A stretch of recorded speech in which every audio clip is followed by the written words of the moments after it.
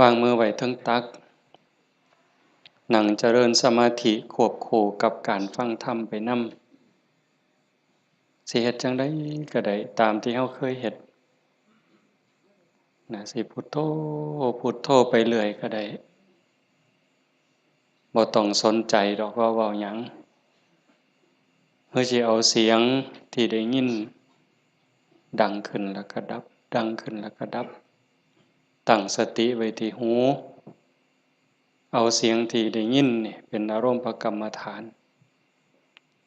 เกิดขึ้นดับเกิดขึ้นแล้วก็ดับเกิดขึ้นแล้วก็ดับก็ได้คือว่าการฟังเอาคำปากคำเว้าก็สิบ่ปานใดดอกโยมก็ฟังมาหลายหูมาหลายเข้าใจมาหลายปฏิบัติมาหลายแล้วเมืองอุบลเป็นเมืองนักปราชญ์ลูกศิษย์ลูกหาหลวงปู่ชาติเต็มหมดอยู่แถวนี้คันว่าสรรงานจังซี่มันก็เกิดบ่ได้ได้ยินอาจารย์สันติเพิ่นเล่าสู่ฟังน้อยๆอาตมาก็รู้สึกว่าดีใจนำอนุโมทนาสาธุโดยเฉพาะเจ้าภาพเจ้าของสถานที่คันเฮาบ่ได้เข้าใจในหลักธรรมบ่มีธรรมะเกิดขึ้นในหัวใจเนี่ยเฮ็ดจั่งใดสิเสียสละได้ปานนี้โยมน้อมจิตน้อมใจเบิ่งเจ้าของเด้แม้กระทั่งญาติโยมผู้มาร่วมประพฤติปฏิบัติคือกันถือว่าเฮาบุญหลายหลายคันบุญบ่หลายเนี่ยเฮาบ่ได้เกิดเป็นคนเป็นคนแล้วก็บ่ได้เป็นมนุษย์เพราะว่าคนกับมนุษย์มันคือแต่มันบ่คือก็คือเพียงแค่รูปร่างหน้าตากิริยาอาการคำปากคำเว้าแต่จิตใจความรู้สึกนึกคิดมันต่างเฮาได้เป็นมนุษย์พบพระพุทธศาสนา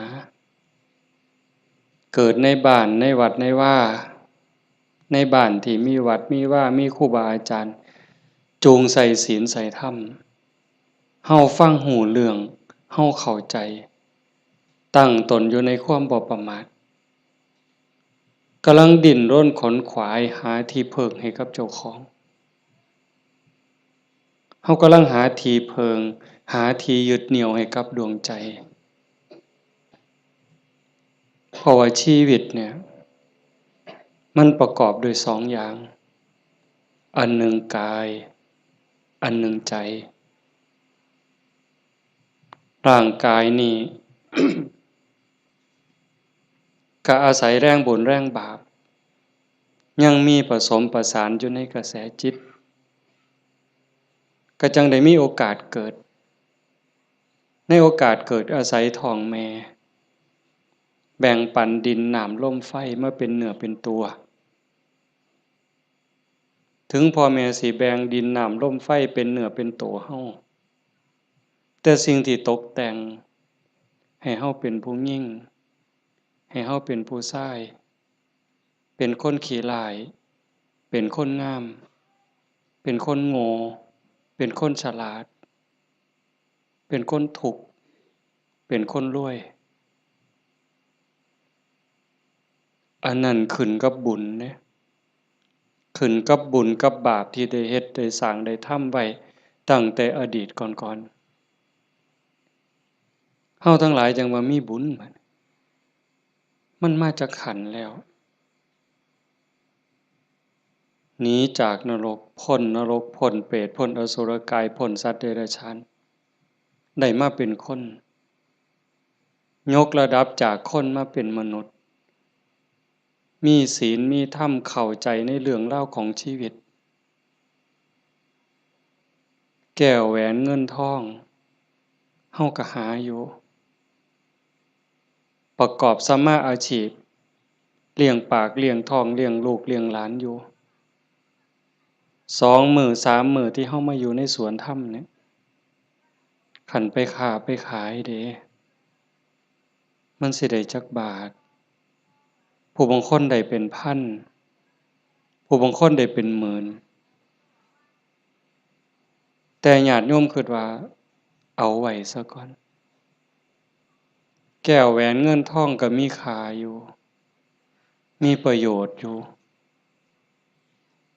แต่มันบ่สู่บุญบ่สู่บุญบ่สู่กุศล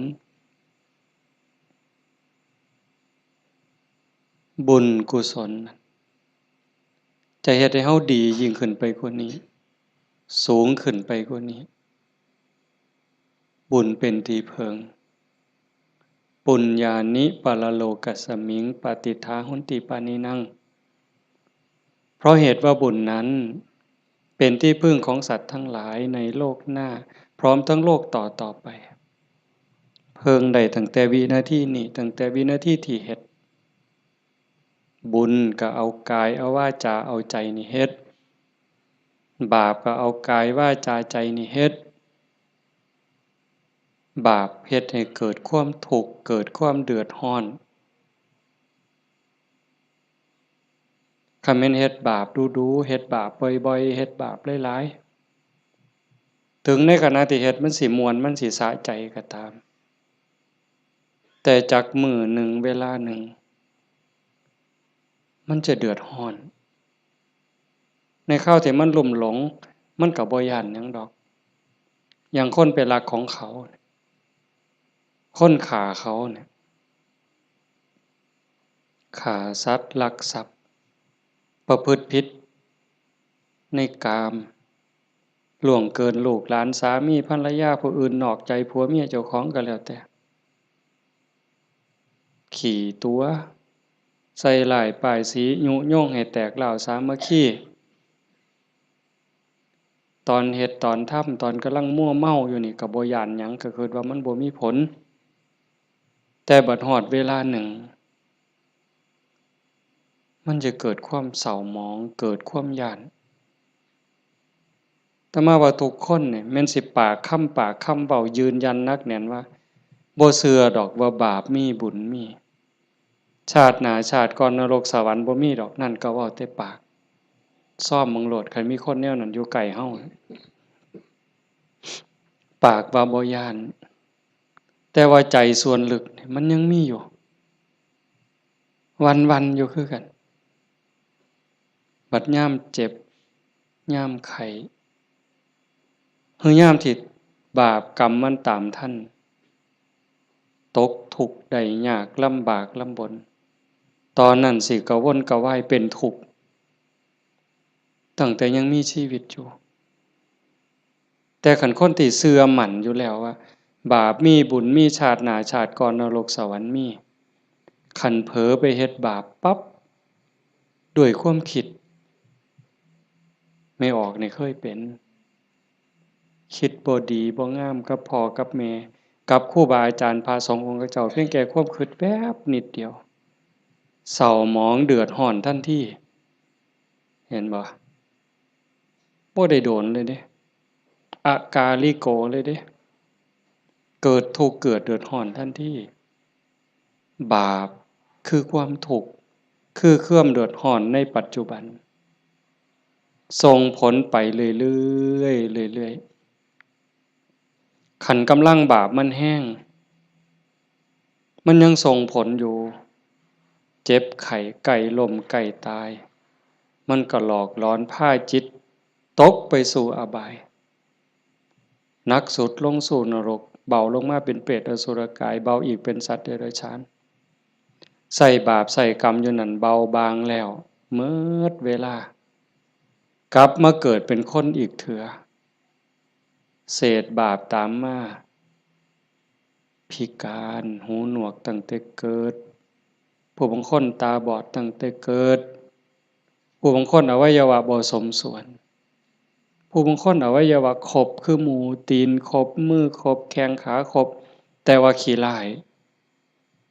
โยมว่ามันถูกซ้ำใดเห็นหมู่เขางามเจ้าของก็นั่งเศร้าส่องกระจกยามใดจะแม่นอุกจะแม่นอัง ลังเถือก็หน้าตาดีดีแต่พิการมันมีแนวเฮ็ดให้กลุ่มใจทุกข์ใจอยู่หั่นบ้านเมืองเขามีมือ10นิ้วนิ้วมือ10นิ้วเจ้าของพันมี9เป็นตาอยู่บ่บัดนี้ไหว้พระยามใดก็จักสิเสี่ยงจักสิเฮ็ดจั่งใดขาดก็บ่ดีคันเกินมา11นิ้วแล้วบัดนี้สิ่งเหล่านี้เป็นผลของบาปที่ตามมาเล็กๆนะคันแม่นว่าอวัยวะก็คือหมู่อยู่หน้าตาก็พอไปวัดไปว่าก็บ่พอสิอายคนปานใดแต่ว่าทุกข์ล่ะเฮ็ดเวียกปานไฟไหม้มือไหม้ตีนค่ำบ่ได้ยืนคืนบ่ได้อยู่แต่บ่พออยู่พอกินจักเทื่อเอาคันให้อีกแนวหนึ่งดีล่ะพออยู่พอกินหน้าตาก็พอไปวัดไปว่าแต่ว่าได้ผัวขี้เหล้าเป็นจั่งใดคันสิปามันก็ฮักอยู่ได้เมียปล่อยเก่งบัดนี้เป็นจั่งใดเจ้าพออยู่บ่บัดนี้ก็ยังว่าคู่กรรมคู่เวรเอาให้อีกก็ได้ผัวก็ดีดีเมียก็ดีดีเว้ากันอ้อมแอมอ้อมแอมปานเทวดาแต่ว่าลูกปานผีบัดนี้ผลาญมันอย่างเดียวนอนก็บ่หลับกลางเว้นก็เป็นทุกข์กลางคืนก็เป็นทุกข์คิดยากแต่นำลูกลูกชายก็พอแห้งแล้วลูกสาวก็พอแห้งแล้วนั่นคือผลบาปแต่บุญล่ะบุญเป็นสื่อของความสุขเป็นสื่อของความดีความงามนำมาซึ่งความเจริญในขณะที่เฮ็ดปั๊บเฮ็ดบาปก็เอากายวาจาใจเฮ็ดเฮ็ดบุญก็เอากายเอาวาจาใจนี่เฮ็ดแต่ว่าบุญเฮ็ดแล้วมีความสุขบ่ต้องรอชาติหน้ายังไม่ออกมาในสวนธรรมกราบพระปั๊บบ่แม่นกราบตามธรรมเนียมเนี่ยกราบด้วยความเข้าใจว่าเฮากราบพระรัตนตรัยพระพุทธเจ้าพระธรรมพระสงฆ์พระพุทธะนี่อยู่ในใจกราบลงไปโดยสำนึกขึ้นขององค์สมเด็จพระบรมศาสดามันเกิดความอิ่มใจเกิดปีติสิสังเกตไม่ออกสังเกตเจ้าของอยู่ว่าเวลาเฮานั่งสมาธิเนี่ยคือภาคค่ำเนี่ยแหละภาคแลงเนี่ย5 โมงแลง6 โมงแลงนั่งสมาธินิ่งๆฮอดเวลาทำวัดบัดนี้คุกเข่าขึ้นกราบงามๆนิ่มนวลคือกราบไปบนหลังพระบาทของพระพุทธเจ้ากราบลงไปบนหลังตีนเว้าภาษาเฮาเอาหน้าผากแตะลงไปบนหลังตีนของพระพุทธเจ้ากราบ3 เทื่อแล้วเงยขึ้นประนมมืออะระหังสัมมาสัมพุทโธภะคะวาพระผู้มีพระภาคเจ้าเป็นพระอรหันต์ดับเพลิงกิเลสเพลิงทุกข์สิ้นเชิงตรัสรู้ชอบได้โดยพระองค์เองโอ้ซ้ำนี่มันอิ่มน้ำตาไหลอ่อนซ่อนเจ้าของอิ่มใจภูมิใจเด้ลางเทื่อเฮาบ่ต้องเว้าคิดซื่อๆนั่งสมาธินิ่งๆทบทวนพระพุทธเจ้าเพิ่นเป็นไผมาจากไสเฮ็ดจั่งใดได้เป็นพระพุทธเจ้าบุกบั่นฝ่าฟันเสียสละหยังมาแหน่กลัวได้เป็นพระพุทธเจ้าพอได้เป็นพระพุทธเจ้าแล้ว ขนขวายในการบอกการสอนการแนะการนำพระมหากรุณาธิคุณที่ยิ่งใหญ่หวังให้สรรพสัตว์ทั้งหลายพ้นไปจากความทุกข์พ้นไปจากการเกิดการแก่การเจ็บการตายพอพระองค์เห็นว่าวัฏฏะสงสารนี้หาความปลอดภัยอีหยังบ่ได้เฮ็ดบุญบักใหญ่หลวงตกนรกก็มีเฮ็ดดีมาตลอดชีวิตพลาดนิดเดียวล่วงลงสู่อบายก็บ่อึดแม่นสิเกิดมาเป็นคนดีแล้วงามแล้วร่ำรวยเฉลียวฉลาดมียศถาบรรดาศักดิ์แล้วแต่ความทุกข์ก็บ่เคยห่างหายไปจากคนเกิดเป็นทุกข์โยมกระทบทวนเห็นเกิดในท้องแม่9 เดือน10 เดือนพัฒนาการเฮานั่งคดจ้องของอยู่ในท้องแม่มื้อคลอดแม่ก็เกือบตายทั้งเทื่อก็ตายอีหลี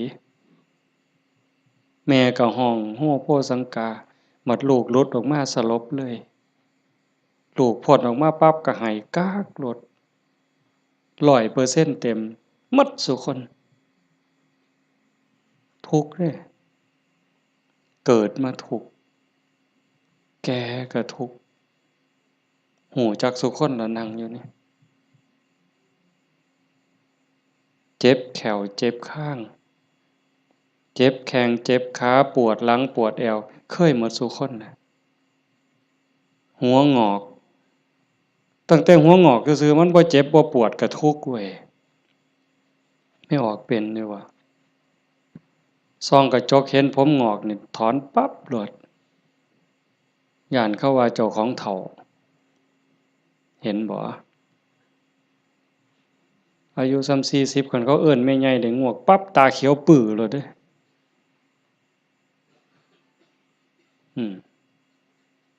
แต่คันอายุ60เขาเอิ้นน้าสาวอายุปานใดล่ะ60โอ้ว่าแต่แม่น45หนูกินฮอดข้าวพุ่นเลยเว้ยเป็นบ้าเด้นี่ดีใจอะเห็นบ่เฒ่าก็เป็นทุกข์เจ็บก็เป็นทุกข์ตายล่ะคนตายตอนมันตายแล้วมันบ่ทุกข์ดอกร่างกายหั่นแต่ว่าความรู้สึกนึกคิดน่ะมันหั้นย้านตอนบ่ทันตายนี่มันย้านเป็นหยังจังย้านคันคำถามแนวนี้เป็นหยังจังย้านตายบ่มั่นใจในเจ้าของเอ้าที่จริงคันเฮาเฮ็ดบุญเฮ็ดกุศลสร้างคุณงามความดีไว้เพียงพอมันสิย้านเฮ็ดหยังอาตมาคือกันอาตมาย้านตายไม่ออกยังย้านตาย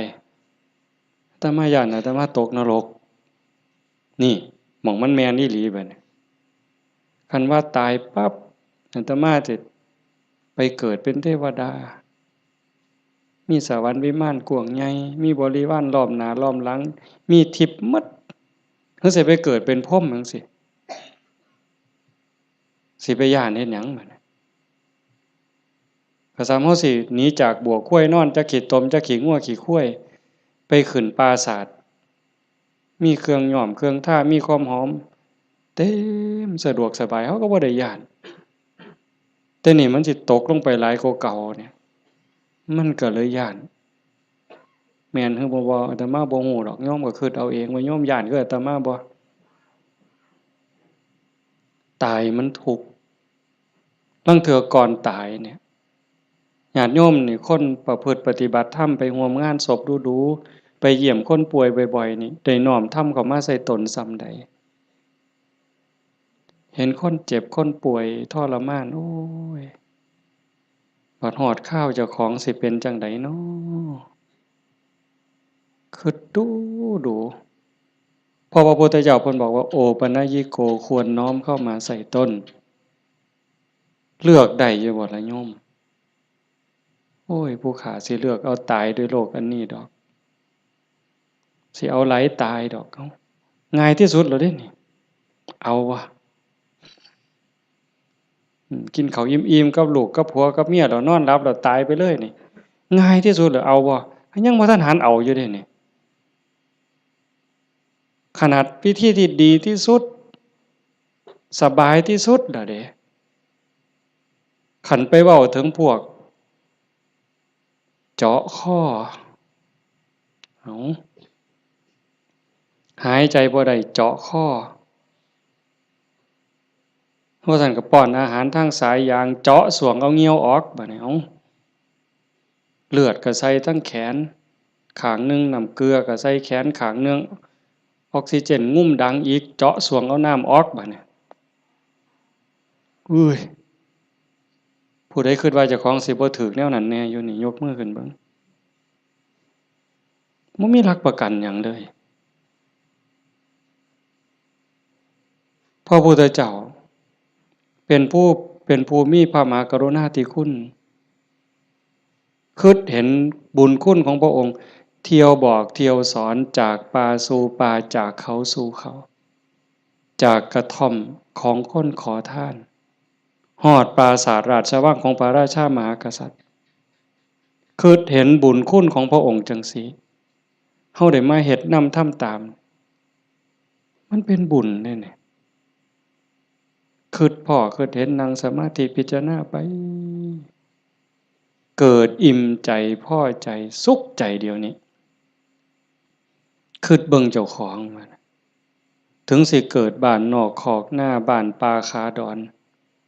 บ่ร่ำรวยเป็นแสนเป็นล้านคือเพิ่นแต่ว่าเฮามีวัดมีครูบาอาจารย์มีพี่มีน้องที่รักศีลรักธรรมเฮามีสัมมาทิฏฐิมีความเห็นถูกเห็นตรงตามคำสอนพระพุทธเจ้าอย่างน้อยๆนี่เชื่อว่าบาปมีบุญมีชาติหน้าชาติก่อนนรกสวรรค์มีเฮ็ดดีก็ย่อมได้รับผลดีเฮ็ดชั่วก็ย่อมได้รับผลชั่วพระพุทธศาสนาสอนเรื่องเหตุเรื่องปัจจัยเพราะสิ่งนี้มีสิ่งนี้จึงมี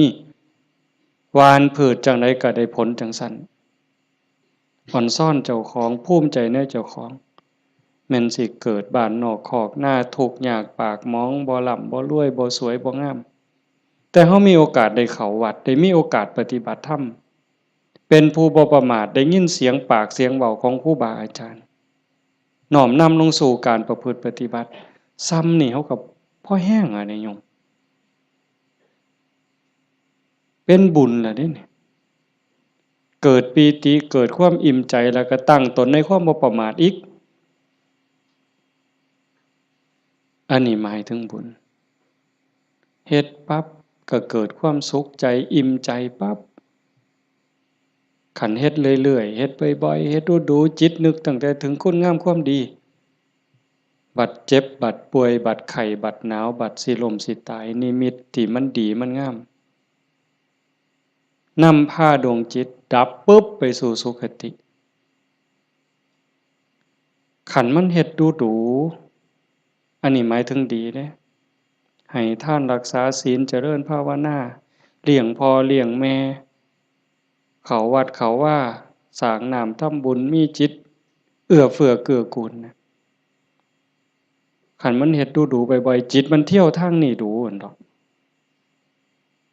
มันก็ง่ายต่อการสิเกิดสิ่งเหล่านี้ในการจูงจิตไปสู่สุคติ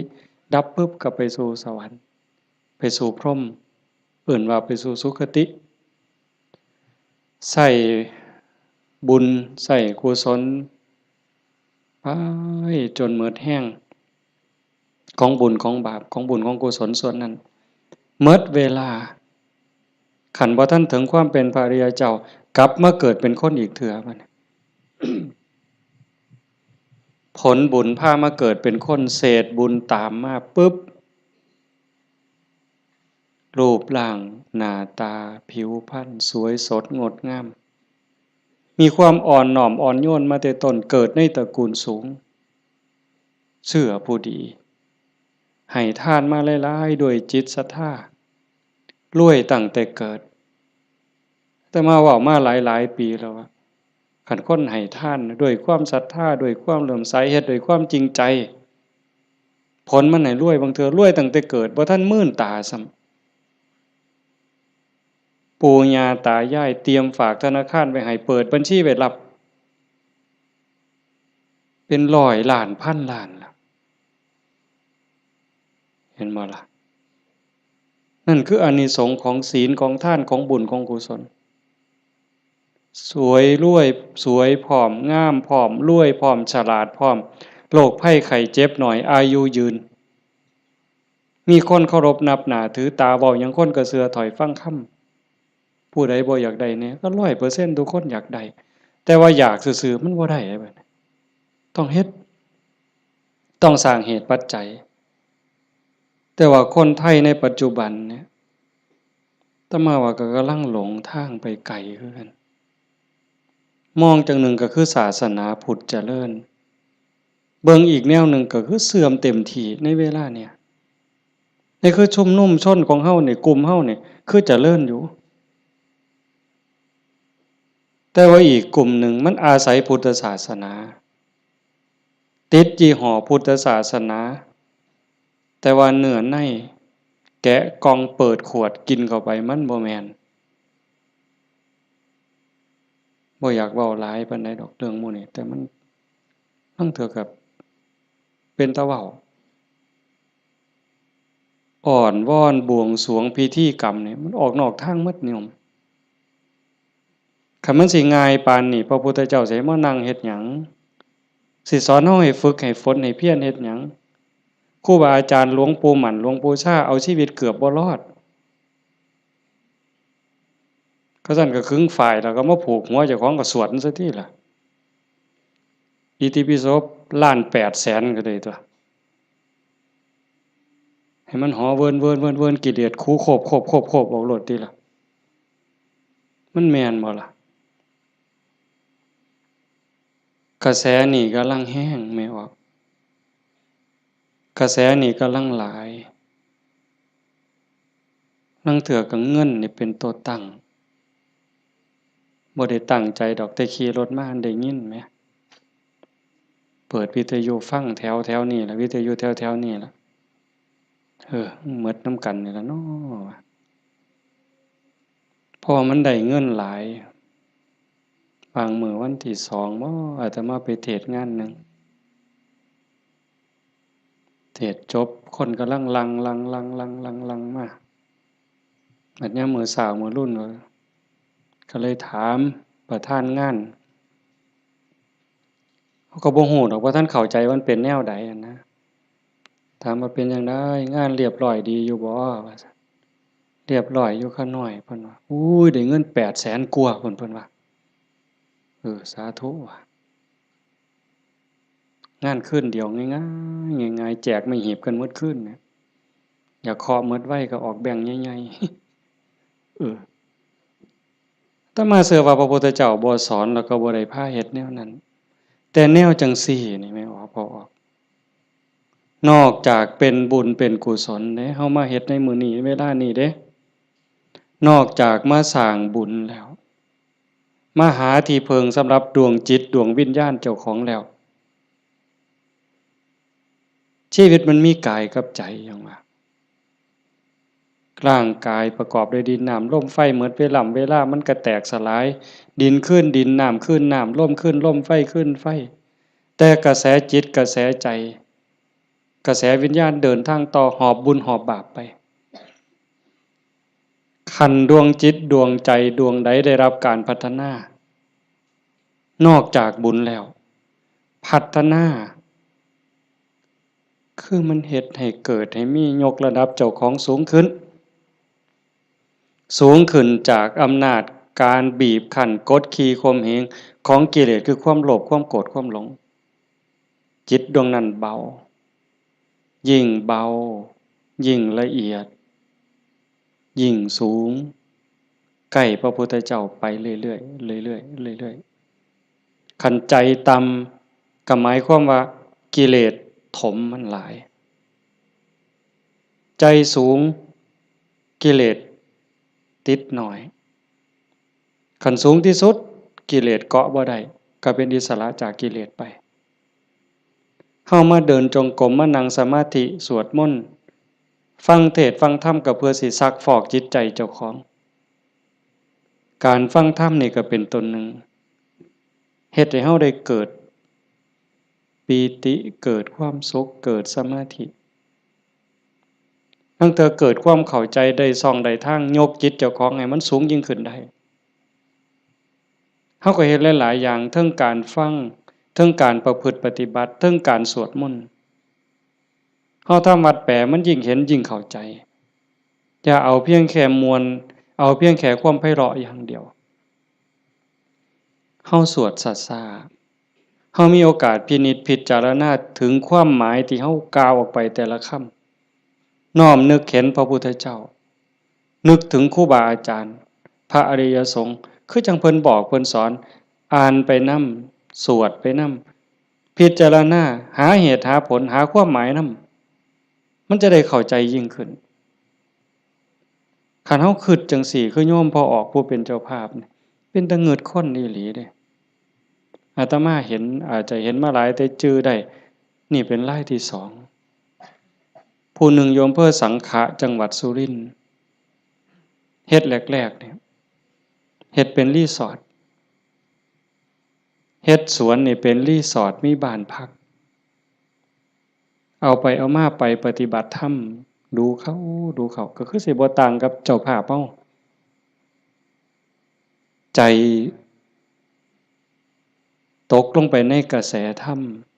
หักศีลหักธรรมมั่นใจแล้วว่าอันใดสิเป็นที่เพิงของชีวิตอันใดสิเป็นสมบัติควรสิถือออกจากโลกนี้ก็ค่อยๆเปลี่ยนบัดจากรีสอร์ทจากบ้านพักนัดพี่นัดน้องไปร่วมปฏิบัติจากกลุ่มก่อนเล็กๆจัดประกาศงานบักใหญ่มีงานปฏิบัติธรรมมาหลายปีตั้งสถานีวิทยุคือกันเลย2 ปีที่ผ่านมาหลังเนี่ยจัดงานปริวาสโยมได้ไหนไม่ออกได้ไหนเอาสวนเจ้าของจัดเป็นงานปฏิบัติธรรมนิมนต์พระมาเขาอยู่ปริวาสกรรมญาติโยมไม่ออกชาวบ้านก็มาร่วมปฏิบัตินำกับพ่อๆกันนี่แหละครับเฮาแต่เพิ่นก็มีพระเสริมเข้ามานี่คือมั่นใจแล้วว่าสิ่งที่สิถือออกจากโลกนี้นอกจากบุญกุศลคุณงามความดียังมีโอกาสได้คัดเกลาจิตใจยกระดับจิตวิญญาณเจ้าของให้สูงขึ้นให้มันสูงขึ้นจากอำนาจของความโลภความโกรธความหลงความอิจฉาริษยาอาฆาตพยาบาทจองเวรหน่อยเนื้อต่ำใจบุญยังบ่ทันปลอดภัยปานใดเลยดีอยู่แต่บ่ทันปลอดภัยเพราะว่าคำสอนของศาสนาญาติโยมก็ได้ยินอยู่แล้วหลายๆมื้อเฮาก็ทำวัดอยู่ประจำละชั่วประพฤติดีเห็นบ่ละชั่วประพฤติดีทำจิตให้บริสุทธิ์ตัวจิตบริสุทธิ์นี่จึงเป็นพุทธศาสนาละชั่วมาเฮ็ดดีนี่มันยังบ่ทันฮอดพุทธศาสนาแต่มันเป็นหลักสากลของโลกของจักรวาลผู้ใดเขาก็สอนกันแบบนี้ญาติโยมก็ลองพิจารณาว่าชีวิตเฮาที่เหลืออยู่เนี่ยเฮาสิเฮ็ดจังไดจังสิใกล้พระพุทธเจ้าใกล้หลักธรรมเข้าไปที่สุดจากชั่วมาถึงดีจากดีไปถึงว่างจากชั่วมาถึงดีจากดีไปถึงว่างตัวทางสายกลางเนี่ยเฮาเดินจงกรมเฮานั่งสมาธิแน่ๆแล้วว่าเฮานั่งเอาบุญแต่ว่าเหนือกว่านั้นเด้การพัฒนาการยกระดับจิตโยมก็ต้องเบิ่งนำเพราะว่าธรรมะคำสั่งสอนของพระพุทธเจ้ามันปฏิบัติได้บ่จำกัดการสวากขาโตภควตาธัมโมพระธรรมเป็นสิ่งที่พระผู้มีพระภาคเจ้าตรัสไว้ดีแล้วเฮาสวดมนต์ว่าจังซี่ ดีนี่หมายความว่าจังไดดีก็หมายความว่าบ่ชั่วตอบแบบพี่บ่าเว้าเด้ดีคือบ่ชั่วแต่ในความหมายนั้นดีแล้วหมายความว่าบ่ขาดพระพุทธเจ้าสอนไว้ตรัสไว้บ่ขาดแล้วก็บ่เกินพอดีพอดีสำหรับการดับทุกข์สำหรับการสร้างบุญสร้างกุศลสร้างประโยชน์กับส่วนรวมแล้วพอดีสำหรับการดับทุกข์บ่ต้องเติมเข้าไปอีกแล้วก็บ่ต้องเอาออกคำสอนเนี่ยบ่ต้องเอามาเติมคันพวกมาเติมกลายเป็นสัตว์ทำปฏิรูปเป็นของปลอมไปหม่องศาสนาสิฟั่นเฟื่อนหม่องเฮาสิหลงทางเสียเวลาของชีวิตเฮ็ดไปก็เสียเงินเปล่าเสียเวลาเปล่านั่นคือมันเป็นสัตว์ทำปฏิรูปเป็นของเกินเป็นของไร้สาระแต่ว่าเติมเข้ามายัดใส่พระโอษฐ์ของพระองค์ว่าอันนี้พระพุทธเจ้าตรัสนี่คือเหตุการณ์หลายๆอย่างอยู่ในเวลานี่ในสังคมชาวพุทธเฮาบ่ขาดแล้วก็บ่เกินสวากขาโตภควตาธัมโมพระธรรมเป็นสิ่งที่พระผู้มีพระภาคเจ้าตรัสไว้ง่ายแล้วนอกจากดีแล้วก็ง่ายนำเพียงจังว่าง่ายเป็นเหมือนกับเปิดของที่ปิดของที่ถูกปิดอันไหนเป็นคนปิดความบ่ฮู้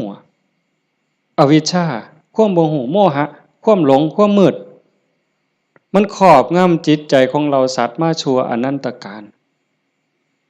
จนเจ้าชายสิทธัตถะเสด็จออกบวชบำเพ็ญเพียรบารมีได้ตรัสรู้ใต้ต้นพระศรีมหาโพธิ์ก่อนพุทธศักราช45ปีนั้นจึงเปิดขึ้นมาได้นักบวชก่อนพระองค์เนี่ยเฮาสินับหลายปานใดเป็นหมื่นๆองค์หมื่นๆศาสดาหมื่นๆครูอาจารย์ที่แสวงหาแต่ว่าบ่มีผู้ใดพอเปิดบ่ออกบุญบารมีบ่ถึงแต่เจ้าชายสิทธัตถะบำเพ็ญบารมี20อสงไขยกำไรแสนมหากัปบารมีเต็มเปี่ยมจังสามารถเปิดของที่ปิดหงายของที่คว่ำจุดแสงสว่างในที่มืดบอกทางแก่คนหลงทางนี่คือคำสอนพระพุทธเจ้าเด้เปิดของที่ปิดหงายของที่คว่ำบอกทางแก่คนหลงทางจุดแสงสว่างในที่มืดก็จังว่าตรัสไว้ง่ายแล้วทำมันอันมีส่วนขี้ริ้วพระองค์เฉือนออกหมดสิ้นแล้วตัวใดมันเฟือมันฝุ่มเฟื่อยเป็นเรื่องไร้สาระเฮ็ดให้เสียเวลาพระองค์ปาดออกเฉือนออกหมด คือกันครับใบใหม่เมิดป่าแต่พระองค์นำมาสอนซ้ำกับกำใหม่ในมือใบใหม่ในกำมือเนี่ยม่วนหลายมันบ่เป็นประโยชน์บ่เป็นไปเพื่อการดับทุกข์มันอาจเสียหลายคือกับใบใหม่ในป่าสูตรนั่นสูตรนี่สูตรยารักษาโรคสูตรสะเดาะเคราะห์ต่อชะตายังก็สิบอกกันคือซุมื้อเสริมดวงเสริมมงคลหยังก็แล้วแต่วิชาที่มันบ่เป็นไปตรงไปเพื่อความดับทุกข์พระองค์บ่เอามาสอนเฉือนออกบ่เอามาเว้าถือเป็นเรื่องไร้สาระ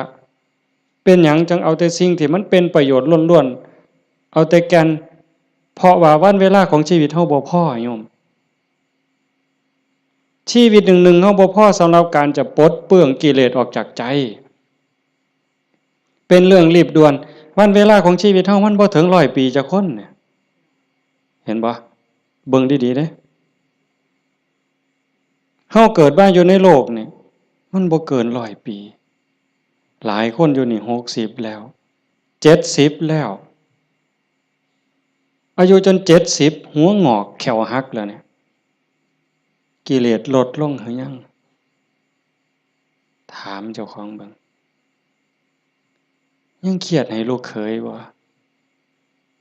เครียดให้ลูกไผ่บ่ไปตักอาหารยามมื้อเช้านี่มันอยากได้หลายเกินจำเป็นบ่ลางเทื่อตักไปก็อันนี้ก็สิเป็นตาแซ่บอันนี้ก็สิเป็นตาแซ่บตักไปตักมาแงกเบิ่งถาดโอ้มันสิกินหมดบ่พอละเพิ่นว่า ย่างสิวิโตเฮ็ดบักสมยังถอยกลับหลังมาอีกอยู่2 ก้าวกำปึ๊บอีกอยู่นี่คือเฮาพัฒนาบ่ทันไปเนี่ยตอนนี้อายุ70นี่เอาบักสมมาหน่วยนึงยังบ่พอยังเอาหน่วย2ไว้เสี่ยงไว้ให้หลานอยู่มื้ออื่นมื้อเนี่ยเจ้าว่ามันของเล่นซั่นบ่กิเลสเนี่ยสิเอาชนะมันแนวใดหลายภพหลายชาติหลายแสนชาติล้านชาติมาแล้วที่เฮาแพ้มาตลอดแต่ว่าก็ใครแน่ชาตินี้ได้มาเป็นคนสู่ตอนในสนามนี่เวทีนี่ก็แม่นนักมวยนี่คือเวทีแก้มือแม่ว่านัดล้างตา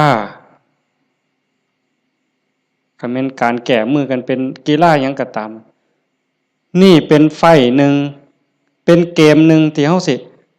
เอาชนะมันแต่ตอนนี้จากยกแรกมาจนฮอดยก5นี่เฮาถึกมาสะบักสะบอมนี่นับ8ก็หลายรอบแล้วอีกบ่ถึงนาทีแล้วเด้มันสิหมดยก5นี่สิหวังน็อกอยู่บ่เจ้าเฮาสิถึกศอกกลับเขามิดอ้อยซอยอีกยกนึงบ่จักนี่ต้องเบิ่งให้เห็นเด้จังว่าพระพุทธเจ้าเพิ่นเฉือนออกหมดสิ้นแล้วเอาแต่เรื่องทุกข์เรื่องดับทุกข์จ่อๆเข้ามาคันเอาว่าท่านเข้าใจซ้ำนั้นอ่านความรู้สึกเจ้าของบัดเฮามาเดินจงกรมนั่งสมาธิซ้ายย่างเนาะขวาย่างเนาะเฮาสิย่างพุทโธก็แล้วแต่ย่างเฮ็ดหยังอาตมาอาจสิเว้าบ่ถูกเด้ญาติโยมอาจจะเข้าใจกว่าอาตมาก็เว้าไปตาม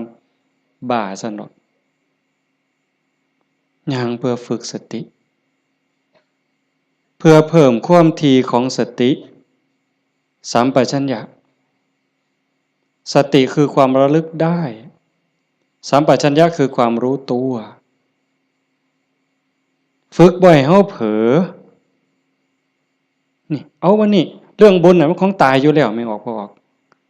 เรื่องบุญน่ะของตายเพียงแค่เฮาตั้งอกตั้งใจมีศรัทธามาเฮ็ดให้บุญของตายมันได้อยู่แล้วจากชั่วมาถึงดีจากดีมาถึงว่างจากบาปมาถึงบุญจากบุญไปถึงว่างเนี่ย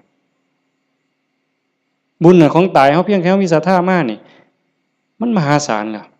บุญเป็นต้นหนุนแต่ว่าเฮาสิเอาดีกว่านั้นบ่คันเจ้าดีกว่านั้นทุกอย่างก้าวที่เฮาย่างซ้ายฮู้ว่าซ้ายขวาฮู้ว่าขวาคันสิเอาขวาพุทธซ้ายโทก็ให้ฮู้อย่าให้จิตออกนอกปกติคนเฮานี่จิตมันสิส่งออกนอก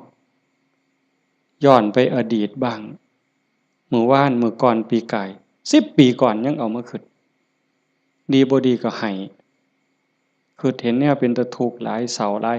นอนให้คิดเห็นตั้งแต่10 ปีก่อนพุนอันนี้ก็บ่แม่นคิดไปคิดมาเห็นตั้งแต่อดีตได้ตามใจเฮ็ดอันนั้นก็แม่นหมดแน่นหมดถูกใจเจ้าของหมดนอนหัวยุ่มอยู่อันนี้ก็บ้าบ่แม่นคันบ่อยู่กับอดีตบ่นี่พูดอนาคตมื้ออื่นมื้อนี้ผู้เขาหดบ่นอพูนย้านผู้เหี่ยวอะมึงติล่ะอีหล่าหลานน้อยมันสิคิดฮอดแม่ใหญ่มันบ่นอไปดอกเด้อืมอันนั้นอันนี้มันสิได้เป็นจังซี่บ่เกิดความวิตกกังวลไปข้างหน้าอันนี้ก็บ่แม่นการประพฤติปฏิบัติพระพุทธเจ้าเพิ่นบอกให้อยู่ในปัจจุบันอดีตก็ละไปแล้วอนาคตก็ยังไม่มาให้อยู่กับปัจจุบันที่เฮาพุทโธนี่คือให้เห็นปัจจุบันหายใจเข้าพุทนี่เห็นปัจจุบันโธออกนี่เห็นปัจจุบันในเมื่อมีสติอยู่กับปัจจุบันอันนี้เป็นเครื่องฝึกเป็นเครื่องมือในการฝึกจิตที่มันเคยวอกแวกไปอดีตแน่อนาคตแน่บ่นิ่งแน่เพราะเฮาจับไว้กับอารมณ์พระกรรมฐานผู้บางคนก็ท้องพองท้องยุบหนอพองหนอพุทโธคือลมหายใจซื่อๆเอามันมาจับไว้นี่จิตมันก็ค่อยนิ่งเข้า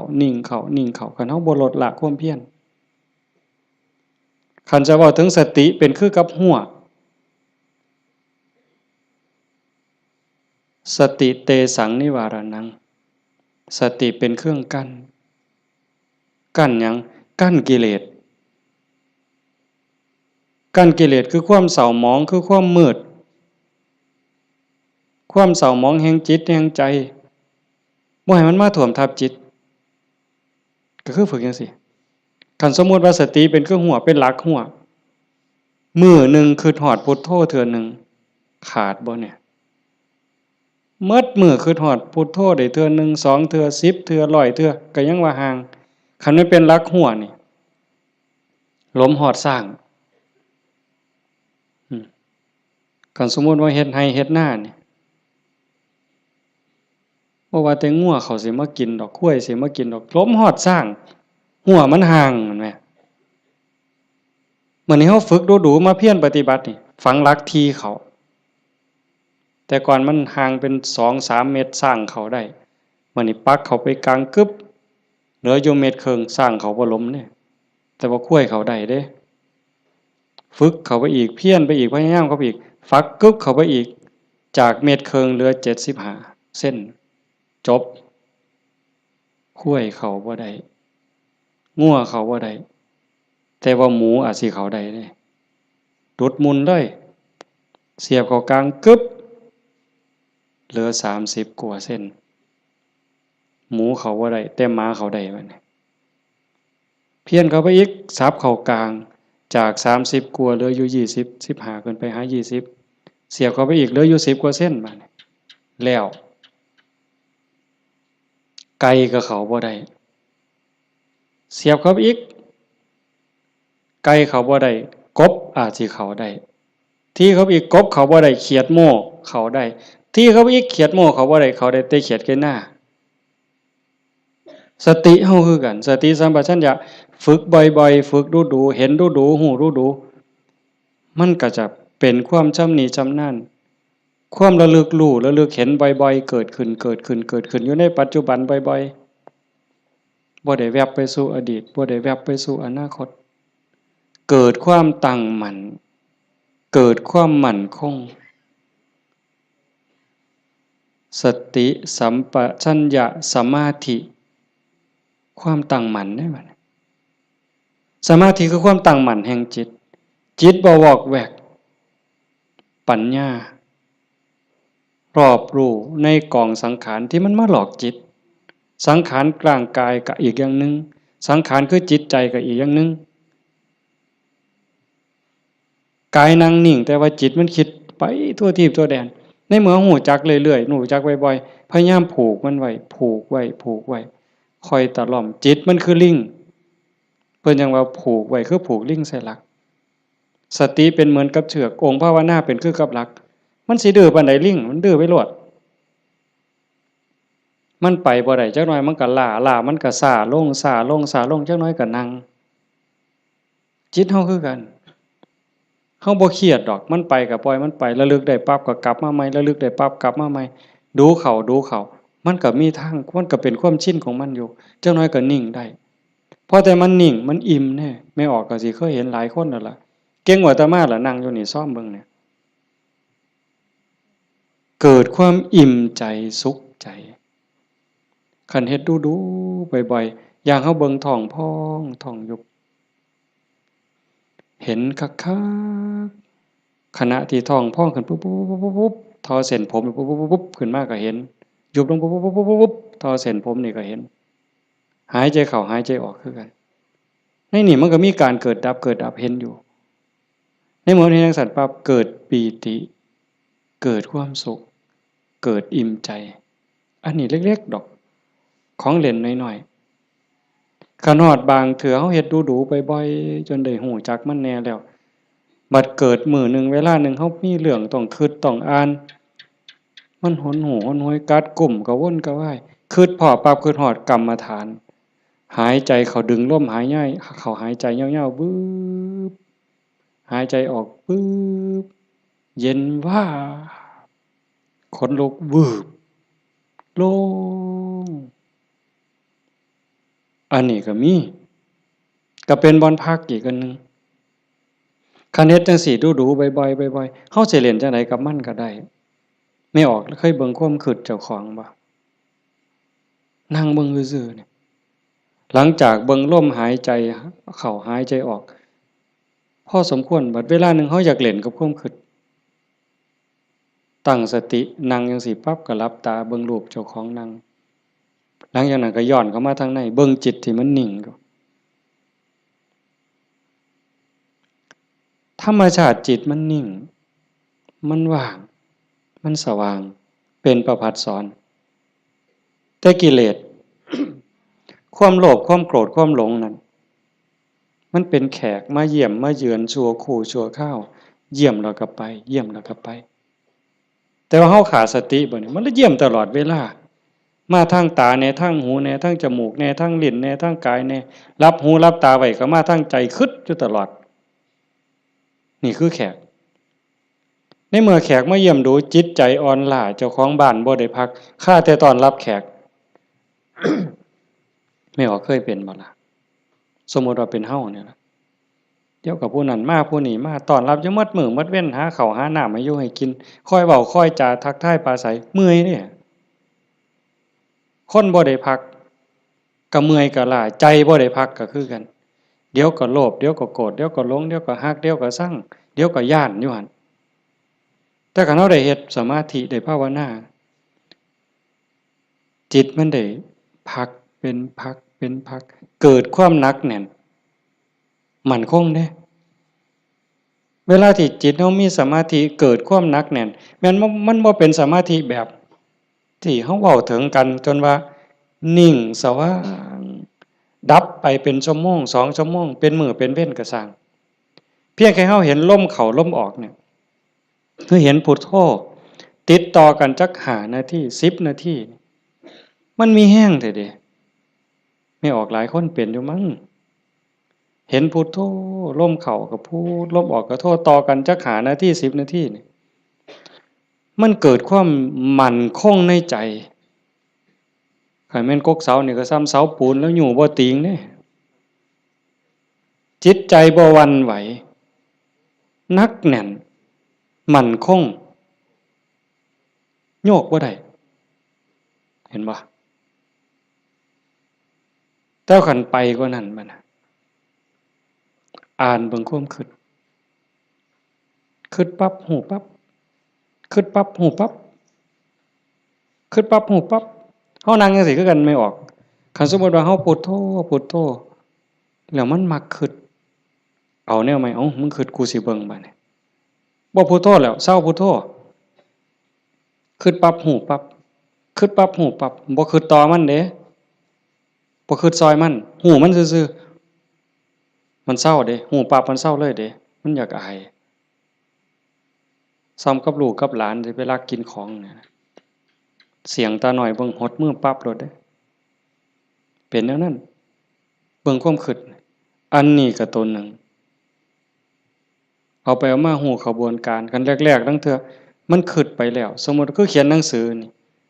บออานอบานไม่โทบ้านบออุบออัวบัวออามองามฮอดพุ่นจังคิดออกฮอดม่อมาแล้วโอ้ยคิดไปหยังฮอดพุ่นตั้งสติไหมมันเขียนไหมมันอาจสิฮอดงออาบ่ทันได้ม่อมาฮอดสระปั๊บฮู้ปั๊บคันฮู้รู้มันสิสั่นเข้าได้บัดแต่คันแรกๆปั๊บมันฮอดงออามองามบ้านบัวงาม มันเฮาตั้งสติดีๆเอาก่อนมันมาฮอดมอม้าเนี่ยมันว่าหยังก่อนสระอาก่อนสระอาเด้งองูก่อนงองูเด้วอแหวนก่อนวอแหวนมหานากาศก่อนมหานากาศบอใบไม้ไล่ถอยกลับมาลุ้นไปอีกสั่นเข้าสั่นเข้าสั่นเข้าสั่นเข้าสั่นเข้าคิดปั๊บฮู้ปั๊บคิดปั๊บฮู้ปั๊บการปรุงแต่งของจิตของสังขารมันไปบ่ได้ไกลเพราะหูมันอยู่จอบมันอยู่ จากไปหอดบ้านบัวงามมันต้องบัดสุดท้ายมันหอดเพียงแค่บออาเพราะท่านไม่โทษสั่นเข้ามาหอดบอใบใหม่มัดโตเบิ่งดูบอใบใหม่เพียงแค่ขอดหัวหูจักหยุดปุ๊บเป็นแนวนี้ก็เป็นตรงมันว่างตรงมันนิ่งตรงนี้กิเลสบ่มานั่นคือจิตเดิมๆสะอาดบริสุทธิ์ บ่พาเจ้าของทุกข์เข้าใจได้เลยว่าคำสอนของพระพุทธศาสนาสูงสุดเพื่อบ่ทุกข์คำสอนของพระพุทธเจ้าทั้งหมดเป็นไปเพื่อดับทุกข์เป็นไปเพื่อพ้นทุกข์จังว่าความว่างจากความยึดมั่นในความเป็นตัวเป็นตนในสิ่งที่ใดที่มีที่เป็นเฮาประพฤติปฏิบัติจังซี่คือกันเดินจงกรมนั่งสมาธิเพื่อเจริญสติสัมปชัญญะปัญญาสมาธิให้มันหูเท่าทันในเมื่อกิเลสเกิดมากระทบกิเลสคือความทุกข์คือความเดือดร้อนความเศร้าหมองต่างๆมันสิเกิดขึ้นกับจิตกับใจมันมาทางใดๆมันมาทางตามันเข้าทางตาเข้าทางหูทางจมูกทางลิ้นทางกายทางใจเพิ่นเอิ้นว่าอายตนะอายตนะเป็นเครื่องเชื่อมต่อภายในก็มี6ภายนอกก็มี6ตามันเป็นคู่กับรูปหูเป็นคู่กับเสียงจมูกเป็นคู่กับกลิ่นลิ้นเป็นคู่กับรสกายเป็นคู่กับสัมผัสใจเป็นคู่กับอารมณ์มันใส่ตาใดเข้าทั้งตาใดมันเข้าทั้งตาใส่หูใดมันเข้าทั้งหูใส่ดังใดมันเข้าทั้งดังใส่ลิ้นใดเข้าทั้งลิ้นรับหูรับตาไว้มันเข้าทั้งใจพี่เฮาฝึกสติสัมปชัญญะเพื่อให้อยู่กับปัจจุบันให้มันเท่ามันทันให้มันเร็วเวลาเกิดการกระทบตาเห็นรูปปั๊บตาบ่บอดมันต้องเห็นตาบ่บอดมันต้องเห็นเป็นเรื่องธรรมดาเห็นปั๊บเฮ็ดจังไดบัดเฮ็ดจังไดในเมื่อตาเห็นรูปปั๊บเฮาสิรักษาใจบ่ให้มันหักบ่ให้มันสั่งบ่ให้มันดีใจบ่ให้มันเสียใจนี่คือตัวปฏิบัตินี่คือทางสายกลางเห็นปั๊บให้ใจเป็นปกติคือบ่ทันเห็นคือกับเฮานั่งเบิ่งพุทโธพุทโธตาเห็นปุ๊บหูปั๊บแต่ว่าให้นิ่งอยู่คือเก่าอย่าให้เกิดดีใจเสียใจอย่าให้เกิดหักเกิดสั่งคันมันจำเป็นสิต้องจัดการกับสิ่งที่เฮาเห็นก็เฮ็ดด้วยจิตเป็นปกติสมมุติว่าขึ้นไปทางเฮือนมีขี้ไก่ไปด่าไก่ก็บ่แม่นอีกปล่อยให้ไก่ก็บ่แม่นอีกละคิดเป็นตาสร้างไก่ก็บ่แม่นอีกละบ่ถึกหมดเฮ็ดให้จิตเป็นปกติยากอยู่เด้บ่ง่ายจักเม็ดไม่ออกย้อนเฮาเฮ็ดบ่ได้นี่เฮาจังเกิดจังตายเที่ยวตกนรกเป็นเปรตอสุรกายเที่ยวขึ้นสวรรค์เที่ยวลงนรกอยู่นี่ย้อนเฮ็ดจิตเป็นกลางบ่ได้เห็นขี้ไก่ก็สิไปสั่งไปด่าไก่แต่คันเห็นเงินแบ่งค์พันถิ่มอยู่เป็นจังไดบัดมันสิว่าดีใจติล่ะว่าติอันนี้ก็บ่ถึกดีใจพอใจก็บ่แม่นให้จิตเป็นปกติคันสิจับสิหยิบมันมีเจ้าของบ่ก็หยิบไปหาเจ้าของเอาเก็บไว้ซะก่อนก็จังค่อยไปกราดหาเจ้าของก็บ่คิดว่าสิเอาจังซี่คือกันคันบ่มาทางตาล่ะมันมาทางหูบัดนี้สมมุติว่าเขาด่าปึ๊บได้ยินเสียงด่ามาเฮ็ดจังได๋สิเฮ็ดใจเป็นปกติบ่เสียใจบ่น้อยใจคันพวกเพิ่นปฏิบัติเนาะเพิ่นจังว่าได้ยินเนาะเอาสติไว้ที่หูเกิดขึ้นที่หูก็ดับลงที่หูได้ยินเนาะบ่ให้ราคามันเถาะบ่ให้ราคาเลยบ่ดีใจนำบ่เสียใจนำเสียงก็สักว่าเสียงบ่แม่นสัตว์บุคคลตัวตนเราเขาเว้าง่ายแต่ว่าเฮ็ดยากที่สุดก็ย้อนว่าฝึกบ่ทันพอคันผู้ฝึกได้แล้วก็เย็นคือเก่าเด้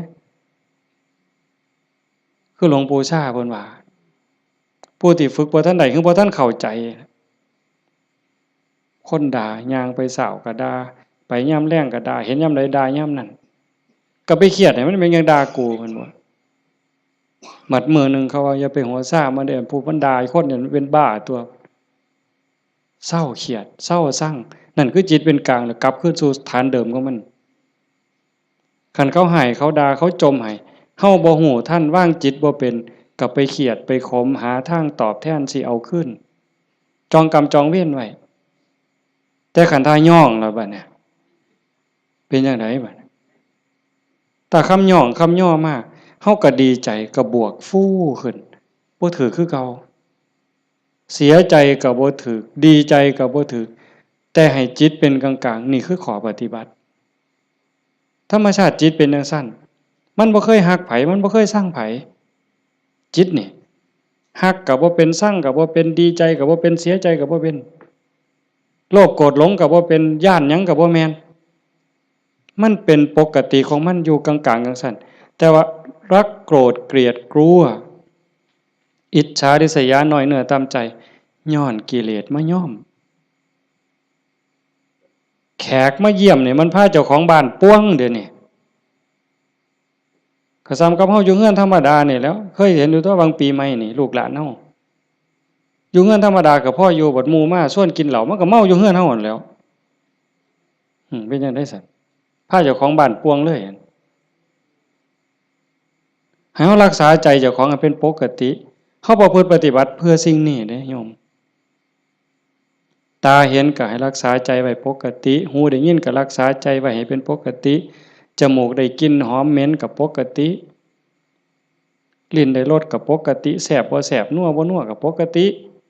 คันมันสิเติมก็เติมไปที่ละน้ำปลานั่นสิเติมเกลือก็เติมไปติแต่อย่าไปคิดสั่งไม่ครัวอย่าไปจมให้เขาหนาวร้อนมันหนาวมากก็แม่นว่าสิทนกรรมฐานนี่บอกว่าให้ปล่อยวางหนาวก็สิเสยอยู่ซื่อๆบ่ห่มมันดอกผ้านี่ก็แล้วแต่ว่าธรรมชาติมันก็ให้ห่มแต่ว่าก็อย่าทุกข์อย่าเดือดร้อนรักษาใจเป็นปกติคันบ่จังซั่นนี่คนมันติดชั่วก็ติดได้ไม่ออกดีก็ติดชั่วก็ติดแม่นบ่หมู่เจ้าว่าคือไผสิเถียงสมมุติว่าตาเนี่ยมันก็บ่แม่นว่ามันสิมักแต่ของถูกใจมันเด้บ่แม่นแต่สิถูกตาแล้วมักเบิ่งเด้สมมุติว่าเห็นผู้สาวเห็นผู้บ่าวเห็นคนงามที่เฮาพอใจบ่แม่นเฮาสิเบิ่งแต่คนที่เฮาพอใจเด้คราวเดียวก็เหลียวเบิ่งก็ดีใจโอ้ยงามเนาะโอ้ยพอใจเนาะบ่แม่นแต่จังซั่นอันคนผู้เฮาสั่งนี่แม่นออกเคยเป็นบ่โอ้ยจะแม่นกูสั่งปานตาสิแตกเพิ่นว่าสร้างปานตาสิแตกแต่ว่าแม่นเบิ่งบ่เศร้าเนี่ยเอ้าเคยเป็นบ่หมู่เจ้าบ้าหือดีซั่น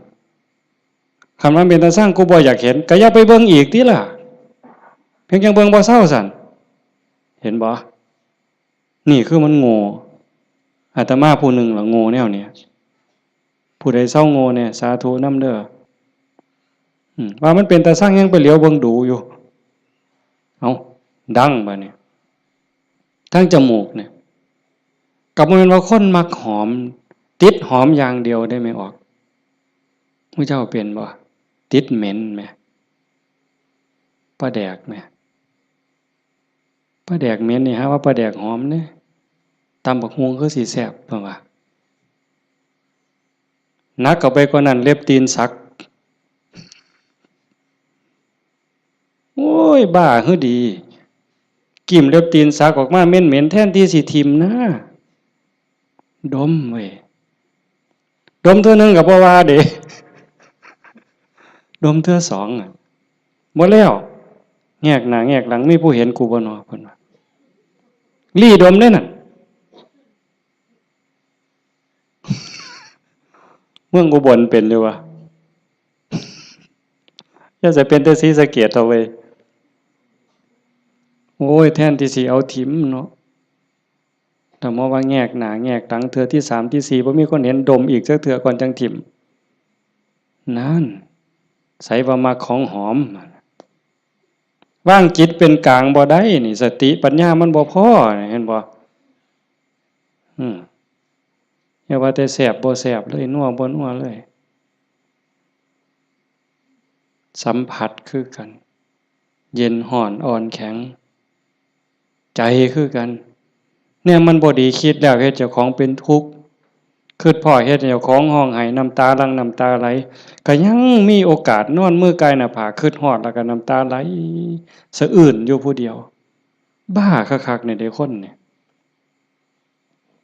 คันแนวมันถูกใจเจ้าของก็นอนคิดเห็นแล้วก็หัวยุ่มอยู่ผู้เดียวพลิกไปพลิกมาจนเก็บไปฝันแล้วเว้ย นี่คือจิตมันฝึกบ่ทันใดไม่ออกโยมพอออกเพิ่นพาเฮาเฮ็ดงานปฏิบัติธรรมเสียเวลาย่อมสละสถานที่เงินทองพร้อมเพื่อเอาบุญให้เจ้าของส่วนหนึ่งแล้วก็เพื่อยกระดับจิตใจเจ้าของส่วนหนึ่งแล้วก็เห็นว่าทุกคนคือพี่คือน้องเปื้อนร่วมทุกข์เกิดแก่เจ็บตายทุกคนเคยเป็นพี่เป็นน้องเป็นญาติสายโลหิตเป็นสามีภรรยากันมานับภพนับชาติบ่ถ้วนชาตินี้ชีวิตนี้ได้เข้าใจในหลักธรรมคำสอนของพระพุทธองค์กะหวังให้เกิดประโยชน์สูงสุดส่วนหนึ่งเราก็ฉลาดบักคักถ้ามาเสือเอาสู่คนที่นั่งอยู่นี่แบ่งบุญเล่าเด้เรากินเปอร์เซ็นต์หมู่เจ้าได้เนี่ยเป็นพ่อค้าซ้ำนะหัวพ่อค้ายังมีอยู่นี่แม้แต่เฮ็ดบุญเด้ถ้าเบิ่งมื้ออื่นทราบบัดสิมื้อนี่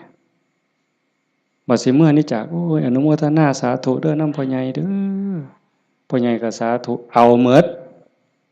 ให้เจ้าได้บุญหลายๆจะแม่นอ่อนซ่อนเจ้าเห็นบ่เปอร์เซ็นต์ที่เราได้นำหมู่เจ้าเนี่ย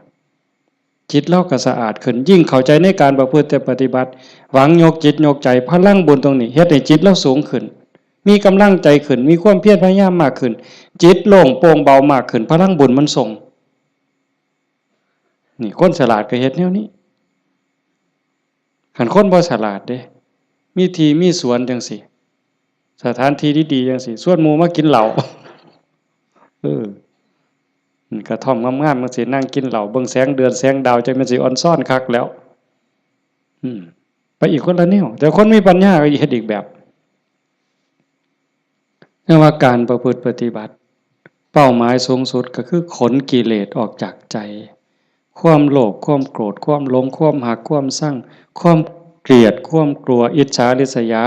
อาฆาตพยาบาทจองเว้นน้อยเนื้อต่ำใจโยมสังเกตใจเจ้าของให้มันเห็นขันบ่เห็นตรงนี้ก็งมอีกโดนเติบได้กิเลสมันเกิดอยู่ใจเนี่ยคุณธรรมก็เกิดอยู่ใจเนี่ยนรกก็อยู่ใจสวรรค์ก็อยู่ใจเนี่ยเฮาสิให้อีหยังเกิดมันเกิดได้เทื่อละอย่างไม่ออกความโลภความโกรธความหลงอิจฉาริษยาอาฆาตพยาบาทจองเว้นหน่อยเหนือตามใจหักสั่งเกิดในใจเฮาเกิดได้เทื่อละอย่างซ้ำกับตะเว้นขึ้นแจ้งมืดจักไปใสบัดยามตะเว้นตกดินความมืดจักมาแต่ไสความแจ้งจักไปไสยามเฮาดีใจนี่ความเสียใจจักไปไสมิดอ้อยส้อยยามเฮาสั่งขึ้นมาหักกับมดอ้อยส้อยผัวเจ้าของนี่ล่ะเคยเป็นบ่ผัวเจ้าของเมียเจ้าของนี่ฮักปานสิกลืนกินแพงกับแพงแต่บัดยามสั่งมาแล้วบ่โธ่หักจักไปไสจนขากันตายแล้วเว้ย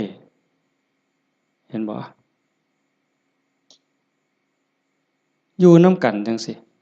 บัดเป็นตาหักขึ้นมาก็เป็นตาหักบัดเป็นตาสั่งก็เป็นตาสั่งจังว่าใจเฮามันได้เกิดขึ้นได้เทื่อละอย่างเทื่อละอย่างแล้วเฮาใส่อีหยังเกิดขึ้นกับใจเฮาบัดนี้ผู้มีธรรมก็อยากให้ความดีเกิดความดีใจความภูมิใจจิตที่มีเมตตาต่อกันหวังดีต่อกันอนุโมทนายินดีนำในเมื่อผู้อื่นเขาได้ดียามเมื่อคนอื่นเขาทุกข์ยากลำบากซอยเหลือบ่ได้ก็ให้มีอุเบกขาให้ถือว่าเป็นกรรมของสัตว์พอซอยเหลือได้ก็ซอยเหลือคันเฮาจอบเบิ่งจังซี่ใจเฮามีอีหยังเกิดขึ้นปั๊บก็ฮู้จักคืออาตมาเว้าตอนกลางๆนั่นว่าคิดปั๊บฮู้ปั๊บคิดปั๊บฮู้ปั๊บอันคือเฮ็ดให้มันว่างแต่คันเฮาจอบเบิ่งมันมีอีหยังเกิดขึ้นก็ฮู้คันมันเป็นเรื่องบ่ดีบ่งามก็บ่ทรงบ่บวกบ่ทรงมันต่อบ่ร่วมคิดกับมันบ่ร่วมขบวนการกับมันเฮาจะเห็นซ่อมเบิ่งคันอยากฮู้ว่าเจ้าของเป็นคนแนวใดก็จอบเบิ่งใจเจ้าของนี่เป็นคนขี้อิจฉาบ่เป็นคนขี้โลภบ่ เป็นคนขี้โกรธบ่เป็นคนขี้น้อยใจบ่ญาติโยมต้องซ่อมเจ้าของได้บัดนี้ผู้เฮ็ดมาแล้วก็สาธุผู้บ่ทันเคยเฮ็ดก็ลองสังเกตเวลามันบ่พอโยมประเด็นสุดท้ายสิเว้านำเนี่ยเวลาของชีวิตเฮาเหลือน้อยผู้บางคนเข้าวัดมา10 ปี20 ปี30 ปี40 ปีผู้บางคนหลายกว่านั้นลองเบิ่งบัดเทียบเบิ่งวันเวลาที่เฮาเข้าวัดเข้าว่าปฏิบัตินำครูบาอาจารย์นับเงินทำบุญก็หลายแสนลองเบิ่งเด้นับเงินที่เฮาบริจาคทำบุญน้อยแน่หลายแน่นี่เวลา20 30 40 ปีนี่มันเป็นแสนแล้วคันบริจาคเทื่อละ100เทื่อละ20เนี่ยเข้าหมดจักเหล้าตั้งแต่ใส่บาตรตั้งแต่ไปจังหันจังเพ็ญเข้าเฮาหมดจักเหล้าเอาผ้าเอาสาดเอาหมอนถวายวัดหมดไปหลายปานใดคันเว้าถึงแง่เป็นบุญแง่ความภูมิใจนี่โยมก็ภูมิใจบักคักเอาตัวนี้มาเป็นปีติจูงจิตให้เกิดความสงบก็ยังได้เป็นบุญได้เป็นจาคานุสติเนี่ยนำพาจิตไปสู่ความสงบได้อันนี้คือแง่ของบุญก็เป็นที่เพิ่งให้จิตให้ใจอย่างมหาศาลเลยล่ะไปแต่คันเว้าถึงแง่ของการพัฒนาเป้าหมายของพุทธศาสนาบัดในขณะที่เสียเงินไปหลายแสนแล้วหมดเงินไปหลายแสนแล้วหมดเข้าไปหลายเหล่าแล้วยกใจขึ้นบ่ใจเฮายกขึ้นได้ส่ำใดความโลภลดลงจักหน่อยบ่ความโกรธลดลงจักหน่อยบ่ความแข็งดีแข็งเด่นลดลงจักหน่อยบ่หือไปวัดแห่งแต่ไปผิดกันอยู่วัดขาดทุนได้นี่ครูบาอาจารย์มีสื่อมีเสียงลางเทื่อก็สิไปญาติกันเป็นที่หนึ่งมันมีอยู่เรื่อยเห็นอยู่หลายหมองโดยเฉพาะโยมฝ่ายอุบาสิกาเฮ็ดหยังก็อยากถวายหลวงพ่ออยากให้หลวงพ่อฉันของเจ้าของใส่ของเจ้าของผู้นี้เฮ็ดอยู่แล้วมีผู้ใหม่มามีการแข่งกันขาดทุนนี่ตัวนี้คือขาดทุนลอดพื้นบ่แม่นขาดทุนธรรมดากิเลสมันบ่ได้ยอมเฮาเด้ไม่ออกสังเกตเด้อย่าเชื่ออาตมานำแม้แต่พระเถาะเพราะฉะนั้นหลวงปู่ชาบ่ได้ถีบพระดอกเนาะได้ไปนวดหลวงปู่แล้วว่าเจ้าของคักหลวงปู่เพิ่นฮู้จักความคือเลยถีบเลยหงายหลังตึงยังจังได้คิดเห็นบ่นี่คือครูบาอาจารย์เพิ่นสอนให้เห็นจิตตัวนี้โยมคันบ่เห็นจิตตัวนี้นี่งมเศร้าอีกโดนเติบเยจิตตังสัญญเมสันติโมขันติมานะพันธนาถ้าบุคคลใดจะพึงตามดูจิตบุคคลผู้นั้นจะพ้นจากบ่วงแห่งมารคันเห็นใจตัวนี้นี่เฮาต้องการความสะอาดแม่นบ่ต้องการความสะอาดต้องการความบริสุทธิ์แห่งจิตแห่งใจเนี่ยมันจะเห็นคันบ่จังซั่นเข้าข้างเจ้าของเสยเด้มันมาที่หลังมันสิมาใหญ่กว่าเฮาได้จังใดมันสิมาเป็นที่หนึ่งได้จังใดผิดกันวัดแตกเว้ยมีเด้แนวนี้ก็ได้ขาดทุนเสียเงินเสียทองหาคืนใหม่ได้เด้หาเงินแสนเฮาก็ยังมีโอกาสสิหาพ่อโยมหาเงินล้านยังมีโอกาสสิหาพ่อเสียหยังก็เสียได้แต่ว่าคันเสียเวลาเนี่ยเสียเลยเด้เสียเลย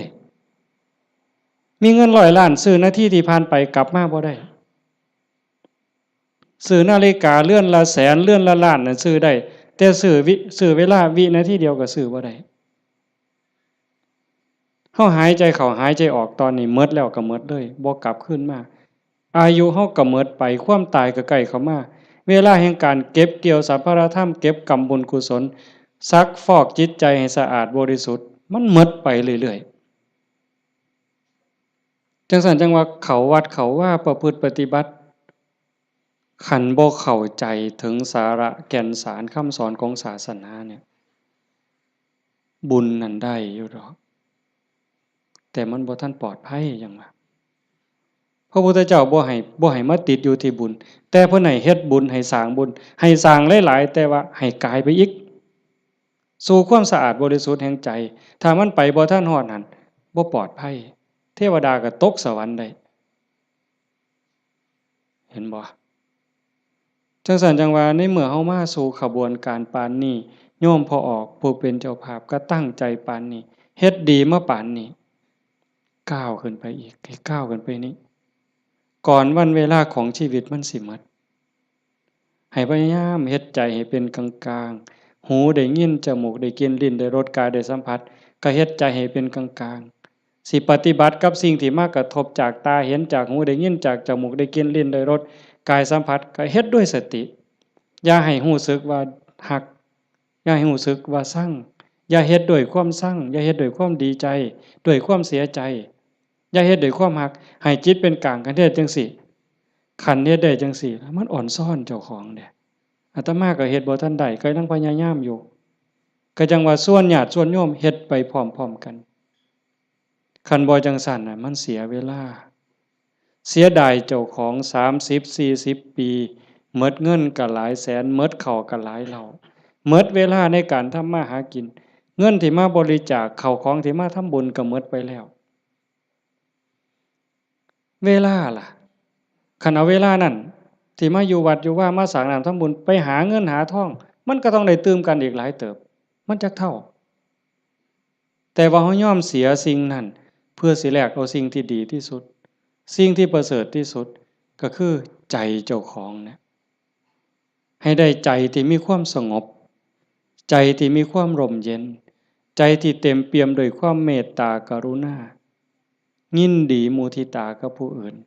ใจที่เป็นอุเบกขาโตสติความระลึกได้แล้วก็อุเบกขาตัวว่างจิตเป็นกลางจิตที่เฉยเป็นสิ่งที่เฮาควรจะหาให้มันได้หาให้มันพอให้มันเจอก่อนลมหายใจสุดท้ายสิดับลงไม่ออกให้มันพอจิตนี่ก่อนลมหายใจสุดท้ายสิดับลงเพราะนั่นคือพุทธะพุทธะคือความสะอาดจิตที่สะอาดจิตที่สว่างจิตที่สงบ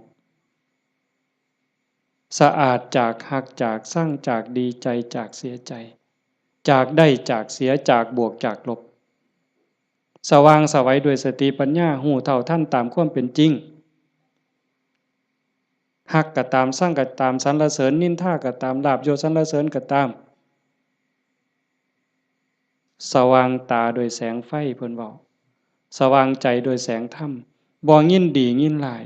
เห็นทุกสิ่งทุกอย่างเกิดขึ้นตั้งอยู่ดับไปอนิจจังทุกขังอนัตตากฎของไตรลักษณ์ครอบงำสรรพสิ่งอยู่สะอาดสว่างสวัยด้วยสติปัญญาสงบนิ่งจิตใจบ่กระเพื่อมด่ามากก็บ่กระเพื่อมย่องมากก็บ่กระเพื่อมนักแน่นคือกับหินเนี่ยจิตใจของพุทธะเป็นแบบนั้น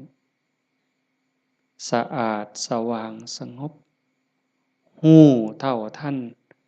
ตื่นจากความหลับไหลเบิกบานจากการที่เจ้าของบ่มีโทษตรงนี้เป็นวิชาการของพุทธศาสนาเป็นหลักที่ชาวพุทธต้องปฏิบัติอันสิไปอ่อนว่อนบวงสรวงสวดแล้วก็ขอสวดแล้วก็ขอขันมันได้ซ้ำนั้นมันก็สิดีอยู่ขันมันได้พระพุทธเจ้าก็พาเฮ็ดแต่ตรงนี้ที่พระพุทธองค์เพิ่นสอนสลบจักเทื่อกลัวสิเป็นพระพุทธเจ้าหลวงปู่ชาลำบากปานใดอาตมาเคยอ่านพอเนาะว่าสิขึ้นไปอยู่เทิงภูว่าบ่อยากยุ่งบ่อยากยากนำการมาหาบิณฑบาต ไปอยู่ทั้งผู้กับว่าสิเหี่ยวกินพุ่นเนาะเหี่ยวฉันพุ่นเนาะฝึกซ้อมจนปานนั้นบัดเป็นไข้เป็นหนาวไปอยู่กลางป่าก็บ่อยากให้ผู้พี่น้องยากนำก็ซ้อมมันสิใจขาดยามใดสิจูดไปสุดที่ถิ่มเพิ่นว่าบ่ได้ยินเสียงกวงห้องหลวงปู่เพิ่นปัญญาหลายอีหลีเนาะอาตมาก็จังได๋ดอกมื้อนึงไปอยู่อยู่วัดวาง 2-3 มื้อนั่นล่ะก็เปิดวิทยุฟังหลวงปู่เพิ่นเทศน์อาตมาก็หัวอยู่ผู้เดียวอยู่จ้อๆสั่นๆนี่คำสอนหลวงปู่ซ่าอยู่กับเจ้าของนี่อยู่หูดังนี่เนาะอยู่กับขนตานี่หักมุมจ่อๆธรรมะนี่โอ้จะแม่นปัญญาคักๆเพิ่นยังว่าโอปัญญิโกเป็นสิ่งที่ควรน้อมเข้ามาใส่ตนมันบ่อยู่ไสไม่ออกคันเวลามันสิเข้าใจมันสิฮู้เล็กๆน้อยๆนี่ดอกมันฮู้ในเจ้าของนี่มันเห็นในเจ้าของนี่โอปัญญิโกเป็นสิ่งที่ควรน้อมเข้ามาใส่ตนคันน้อมเข้ามาใส่ตนนั่นเป็นคำสอนของพระพุทธเจ้าคันน้อมออกไปจักแม่นคำสอนไผบัดนี้คันไปอ้อนวอนบวงสรวงเทวบุตรเทวดาอินทร์พรหมยมยักษ์พระเจ้าทั้งหลายนี่แล้วโลดแต่ว่าอาศัยการประพฤติปฏิบัติ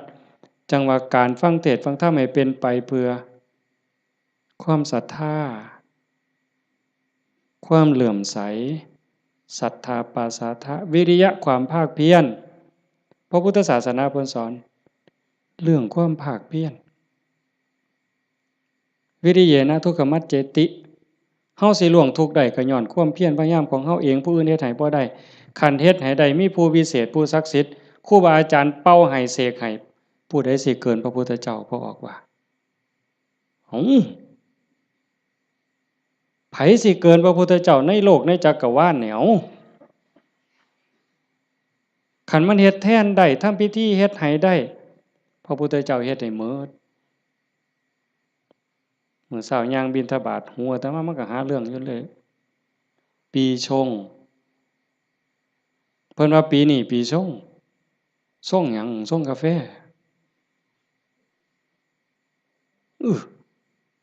มันยากหยังกับปีกับเดือนอันเดียว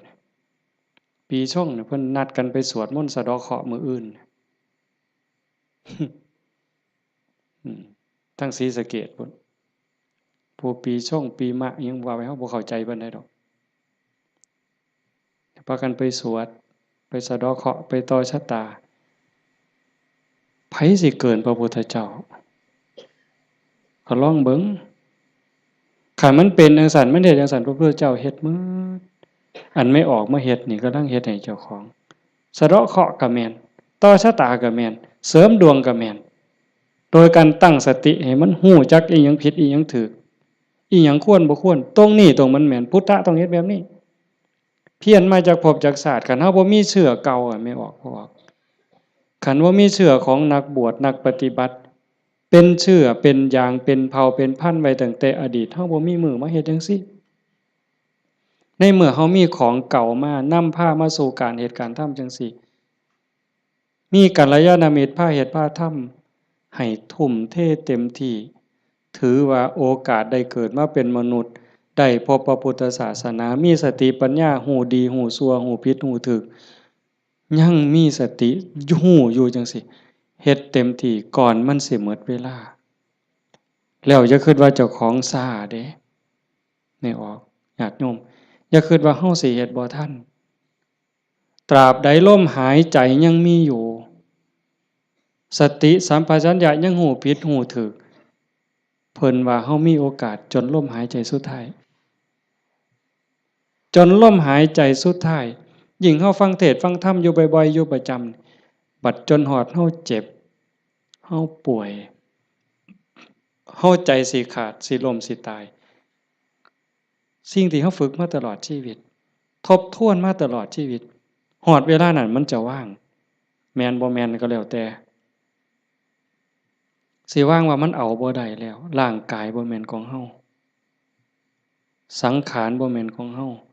สรรพสิ่งในโลกบ่แม่นของเฮาดินดอนตอนหญ้าบ่แม่นของเฮาแม้แต่สังขารร่างกายก็สิถิ้มอยู่ไว้ๆนี่ว่างเด้ปล่อยเด้ ตัวอย่างที่อาตมาได้พบมาญาติธรรมวันที่9 พฤศจิกาอาตมาว่าจะพาไปสวดมนต์ที่พระใหญ่อำเภอเขืองในเพิ่นนิมนต์ไปเทศน์ก็เลยประกาศชวนญาติชวนโยมไปญาติธรรมกลุ่มหนึ่งผู้เฒ่าหน่อยที่สุดก็60แต่ส่วนใหญ่70ขึ้นไปเกิดอุบัติเหตุโยมอาจจะได้ยินข่าวอยู่ว่าจักรถสิเลี้ยวเข้าพระใหญ่เขื่อนอำเภอเขืองในเลี้ยวเข้าไป2คันหน้าไปติดหลุมสิลงจากทางลาดยางมันมีหลุมก็คอยหยอดคันหน้าคอยหยอดคันหลังก็จอดนิ่งๆรถวัดป่าใหญ่เมืองอุบลแล่นมาต่ำเข้าเต็มลำหลังหัวเก๋งนั่นคนอยู่ทั้งหลังนี่7อยู่ทั้งหน้า2คนทั้งหน้า2บ่เป็นหยังแต่อยู่ทั้งหลัง7คนนี่ฟ้งลงรถตาย3บาดเจ็บหนัก4เป็นจังไดพวกผู้เฒ่าทั้งหมดนี่ว่าชีวิตเฮาอันนี้เพิ่นเว้าก่อนเป็นได้เว้ามาเรื่อยๆดอกบ่แม่นเว้ามื้อนั้นเว้าเรื่อยๆเว้าตลอดถ้าเฮาได้เข้าวัดเข้าว่าได้ปฏิบัติเป็นนักรบตายในสนามรบตายยามใดก็บ่ย้านยิ่งไปเฮ็ดบุญตายแฮ่งแต่ดีว่าจั่งซี้เลยเด้ตายก็ตายไปแต่ว่าซุ่มยังนี่กระดูกโครงหักแขนหักกระดูกสันหลังเคลื่อนกระดูกต้นคอเคลื่อนขาหลุดโบกแม่นหมด2คนหนึ่งนี่หมอเขาว่าเป็นอัมพาตตลอดชีวิตซอยเหลือเจ้าของบ่ได้อาตมาก็ออกมาบ่ได้เทศน์นำซั่นดอกได้ยินข่าวอาตมาไปนั่งลงปุ๊บก็เสียงหวอรถดังเลยพอได้ยินข่าวว่าเป็นญาติธรรมก็แต่ตามเขามาโรงพยาบาลเขืองในพอแต่ไปฮอดแม่ใหญ่นึงเขาก็ไปเขามาอุบลก็หลายแล้วแต่แม่ใหญ่นึงนอนอยู่ก็เจ็บแขนหักหน้านี่ลอกหมดเลือดแดงพอแต่เห็นโอ้ยอาจารย์แขวหักเพิ่นว่าแขวเสียไปซ้ำเพิ่นว่าโอ้ยสร้างมันเถาใหญ่บ่ได้ซื้อเพราะบาทดอกแขวนั่นว่าเราก็ยังดีใจอยู่เด้หลานน้อยไปนำหลานอาตมาไปนำ2คนจับมือยายแน่มันหนาวมันสิไปทั้งเพิ่นแล้วนะมันหนาวจับมือยายแน่ให้ยายอุ่นแน่ให้ยายอุ่นแน่เด็กน้อยก็จับผู้คนก็บ่ฮู้เรื่องสลบไปบัดพ่อใหญ่นึงบัดนี้กระดูกหักเขาก็คิดว่าแอวหักอาตมาก็คิดยากหมอเขาก็มาจับนี่เขาก็เพื่อทดสอบว่าเป็นหยังบัดสุดท้ายเขาก็ว่าแอวหักกระดูกหักอาตมาก็โอ้ยตารู้ตนผู้เฒ่าเราก็ถามหาเมียเนาะครูนั่นโยมบ้านฟังเพอาจจะเห็นพ่อใหญ่ผู้ดำๆมันเพิ่นสิเป็นครูแต่อาตมาเอิ้นแต่เทวดาตาบ่เห็นหุงดอกผู้เฒ่าขี่รถมาเกือบ20กิโลรถซาเล้งเพิ่นมื้อนั้นเพิ่นก็ถามหาเมียเพิ่นอาตมาก็บ่ได้ปากดอกแต่หมอไปนำนั่นเพิ่นเว้าก่อนยายเพิ่นก็ถามหาตาอยู่จริงๆเขาไปอุบลตายก่อนหมู่ยายนั่นหม่องหมอนเป็นตาเงิดหลายบัดนั้นอาตมามาเยี่ยมอยู่โรงพยาบาลสรรพสิทธิ์ไปเยี่ยมเฒ่าผู้ชายหั้นก่อนโอ้ยอาจารย์บ่แม่นของเฮาจักอย่างเพิ่นว่าเด้บ่แม่นของเฮาจักอย่างบอกบ่ให้เจ็บมันก็เจ็บมันอยากเป็นหยังมันก็เป็นบ่แม่นของเฮาจังแม่นน้อเพิ่นว่าหลงว่าของเจ้าของมาตั้งโดนอันนี้ก็ตัวนึงหลังจากนั้นมาเยี่ยมแม่ใหญ่ผู้กระดูกคอเคลื่อนกระดูกสันหลังเคลื่อนอันนี้หมอก็ว่าเป็นอัมพาตตลอดชีวิตบัดนี้ถ้ามาฮอดเลาเว้าแม่ใหญ่นี่เลาเว้าอีหลีน่ะเว้าแผ่วๆๆๆเสียงดังเว้าแต่กรรมฐานแล้วเว้าหยังดอกโอ้ยบ่ย้านจักหน่อยอาจารย์เพิ่นว่าลูกศิษย์อาจารย์ใหญ่วัดโน่นกุลมบ่ย้านเพิ่นว่านั่งสมาธิ6ชั่วโมง9ชั่วโมงสำบายตายก็ดีมันสิได้เซาเจ็บเซามีแรงเพิ่นว่าแต่ว่าเราหลับไปยามใดวึบไปยามใดเราว่าขาวอักลากนี่หม้องเราอุ่นคือมันสิใจขาดหลับไปยามใดปึ๊บสิเห็นคนใส่ชุดขาวเต็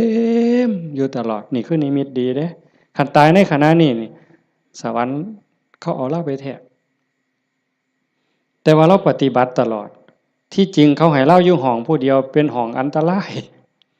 แล้วผมว่าโอ้ยดีแห้งอาจารย์เขาให้อยู่ผู้เดียวบ่มีผู้ใดมากวนปฏิบัติภาวนาเมิดขึ้นเพิ่นว่าอันบ่ฮู้ทีบเด้นั่นเจ้าของนั่นอันตรายที่สุดเพิ่นว่าเพิ่นสำบายบ่มีผู้ใดมากวนเพิ่นนั่นบัดเอาไปเอามาภาวนาตลอดอยู่โรงพยาบาลตลอดย่างได้ซุมื้อหมอว่าสิเป็นอัมพาตตลอดถึง2เท่านี่ตลอดชีวิตเลยช่วยเหลือตัวเองบ่ได้แท้เดี๋ยวนี้ย่างได้ถึง2คนเห็นบ่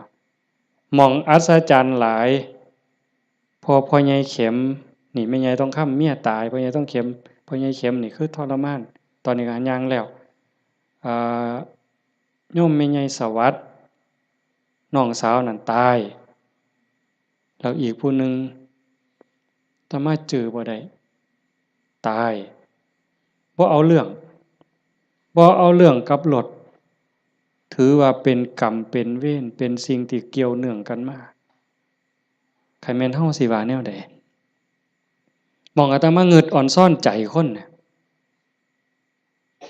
ขอบสามครอบครัวนี่ผู้หนึงเจ็บสาหัสผู้หนึงตายนี่บ่เอาเรื่องกับรถบ่เอาเรื่องกับคู่กรณีถือว่าเป็นเรื่องของบาปของบุญเป็นเรื่องของวัฏสงสารให้แล้วต่อกันเขาก็บ่อยากมาซนเขาก็บ่อยากพาเฮาไปตายนี่หมองว่าคุณภาพของธรรมะมองเข้าใจธรรมะมันเฮ็ดใจได้ขนาดนั้นน่ะคักบ่มื้อนี้แม่ใหญ่นึงผู้เตรียมเนี่ยเผาไปวาง 2-3 มื้ออายุ89ปี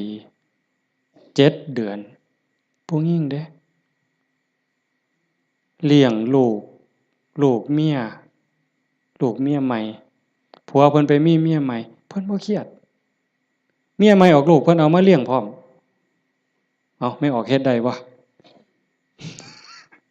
นี่คือน้ำใจคนนะ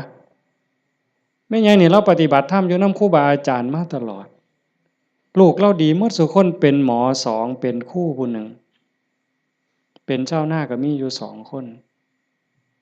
แต่ว่าหม่องอัศจรรย์คือเราปฏิบัติตลอดโยมไม่ออกสวดปาติโมกข์ได้ที่พระเพิ่นลงปาติโมกข์นี่แม่ใหญ่น่ะเราสวดได้อาตมาสวดบ่ได้หม่องเป็นตะงึดหลายแต่ว่าเราตกศาลาเทื่อนึงย่างจงกรมมันมืดตกศาลาสมัยก่อนนั่นขาหักว่าซั่นว่าเห็นบ่บัดมื้ออาตมาสิไปเยี่ยมอาตมาไปเทศน์ฟังทั้งครูขันก็เลยว่าสิกลายไปทางนั้นลูกชายเพิ่นว่าบ้านอยู่ทางนั้นก็เลยพาไปเยี่ยมลูกชายก็บอกว่าอาจารย์สิมาเยี่ยมเราลุกบ่ได้ตลอดแต่ว่าสติเราดีเด้เพราะแต่ว่าอาตมาสิไปเสียงรถก็ไปจอดแล้วลุกขึ้นมานั่งพออาตมาไปนั่งลงเราก็กราบได้เทื่อเดียวดอกก็นอนมันวิ่นหัวปานนั้นเราก็เว้าธรรมะโต้ตอบได้ทุกเรื่องสติบ่ขาดลูกหลานจักว่าเท่าใดมาเต็มเฮือนเราจำได้ฮอดซุมบ่นุ่งผ้าว่ามันชื่อหยังนิสัยมันดื้อบ่ดื้อเราฮู้ผู้นี่หมองลูกหลานไว้ย่าย่ายอยู่อีกเด้อโอ้ยมันทุกข์มันยากบ่อยู่ดอกอยู่นำหลานอีกแน่อยู่โดนแล้วผู้นี่มัดมือสิใจขาดหลานผู้เรียนอยู่จุฬากำลังขึ้นรถลูกชายว่าย่าท่าหลานนี่เด้อหลานกำลังขึ้นรถโอ้ยท่าบ่ท่ามันก็บ่แม่นแม่วะแล้วว่าเป็นเรื่องของเพิ่นว่าเห็นบ่เป็นเรื่องของเพิ่นบ่แม่นเรื่องของย่าหม้องคักหลายบัดเราตายนั่นเรานอนตะแคงข้างขวาเลียนแบบพระพุทธเจ้าเลยสติจำได้มื้อสิตายแล้วกินข้าว3เทื่อได้กินข้าวปกติเว้าได้ปกติเพียงแต่ว่านอนไปแล้วก็มาหลับเอาตอนมาดับไปตอนตี 4ตี 4คนตายลูกนี่เป็นหมอ2แล้วก็หลานเป็นหมออีกผู้หนึ่งมันบ่เข้าในทฤษฎีอะโยมพวกนี้อยู่นำคนตายมาตลอดลูกหลานสาวอยู่ห้องชันสูตรพลิกศพพร้อมคนตายเขาพิสูจน์ว่ามันจะเย็นไม่ไงนี่แล้วอุ่นบัดเนี่ย ตายไปแล้วจากตี 4 กว่าๆจนฮอด 5 โมงเช้าสิเอาเขาลงเรายังอุ่นอยู่แต่เฮ็ดจังได๋บ่ได้เพิ่นก็ลูกชายเพิ่นก็โทรมาถามอาจารย์สิว่าแนวใดอาตมาเลยว่าบ่ต้องฉีดยาเด้อสิฟื้นหรือบ่ฟื้นเฮาบ่คิดดอกแต่ว่าบ่ต้องฉีดยาก็บ่ฉีดอยู่จักมื้อหลายมื้อเติบ 4-5 คืนพู้นล่ะอาตมาก็บ่เจอบัดฮอดมื้อสิเผาบัดเนี่ยลูกชายเพิ่นก็โทรมาถามประมาณ3 โมงกว่าอาจารย์เฮ็ดจั่งใดบัดเทื่อเปิดโรงออกมานี่หาแม่ยังอุ่นอยู่คือเก่านี่สิเฮ็ดแนวใดเพิ่นว่าโอ้อาตมาก็บอกบ่ถูกดอกโยมให้เบิ่งซะก่อนว่าซั่นแต่ว่าใส่เพิ่นใส่ตู้โรงเย็นอยู่แต่มันเย็นทั้งหลังอะนะอาตมาก็เลยว่าเอาคันจัก4 โมงก็จังถอดปลั๊กออกเบิ่งเด้อถอดปลั๊กออกเบิ่งเพื่อให้มันปรับสภาพเพราะว่าตัวเย็นนี่มันอาจจะเป็นจากเครื่องใช้ไฟฟ้าฮอดประมาณเฮาจะออกประมาณบ่ายโมงก็หากะลามันอุ่นมันหยังอยู่ก็จังว่ากันอีกเทื่อหนึ่งบัดสุดท้ายก็แม่นหมดอยู่ดอกเพิ่นว่าอาจารย์ประมาณเที่ยงนี่เพิ่นโทรมาก็บ่เย็นปานใดแต่ว่ายายบ่แข็งเพิ่นว่าเย็นอยู่แต่ว่ามันบ่แข็งคือทั่วไปคันจังซี้ก็หมดไปตามธรรมชาติก็เฮ็ดไปเด้อคือที่เว้าให้โยมฟังนี่หมายความว่าอย่าให้เราปฏิบัติมาตลอดจิตใจเราดีเรางามบ่เคยด่าไผจักเทื่อลูกว่าลูกเมียใหม่เขาผัวก็อยู่นำเมียใหม่นี่เอาลูกมาเรียนเราก็ป้อนข้าวทอกันนี่เลี้ยงซ่ากันป้อนปลาป้อนข้าวก็บ่ให้ลูกเจ้าของคำใหญ่กว่าเด้คำทอกัน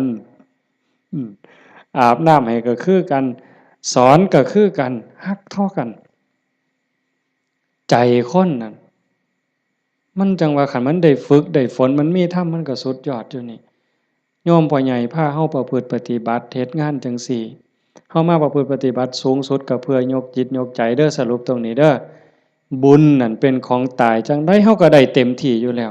แต่สิ่งสำคัญน่ะให้ยกจิตยกใจเจ้าของให้มันสูงขึ้นจากอำนาจของความโลภความโกรธความหลงความอิจฉาริษยาอาฆาตพยาบาทจองเวรน้อยเนื้อต่ำใจเฮาสิเอาชนะมันได้เฮาสิสูงขึ้นกว่าอำนาจของกิเลสได้ย้อนโยมสังเกตใจเจ้าของยามตาเห็นหูได้ยินจมูกได้กลิ่นลิ้นได้รสท่านเฝ้าไปเชื่อมันอย่าไปหักไปสร้างน้ำมันนิ่งแล้วสังเกตความรู้สึกสังเกตความคิดสังเกตความรู้สึกคันมันเอียงไปทั้งโลภหลายก็บอกว่าเจ้าของนั้นขี้โลภหลายอยู่ค่อยถอนออกหัดบริจาคหัดแบ่งหัดปันคันมันโกรธหลายเห็นอันใดผิดหูผิดตาแล้วงุดหงิดหนหวยขึ้นเป็นตาสร้างขึ้นมาหูจักมันปรับแล้วก็หูจักเมตตาเขาก็คือเฮานั่นล่ะเขาบ่ทันหูเขาจึงเป็นจังซั่นหูจักให้อภัยฝึกไปฝึกไปคอยยกระดับดวงจิตขึ้นมาให้เข้าใจว่าพระพุทธเจ้าบ่ได้สอนให้เฮาทุกข์พระพุทธศาสนาสอนให้เฮาพ้นทุกข์โกรธก็คือทุกข์โลภก็คือทุกข์หลงก็คือทุกข์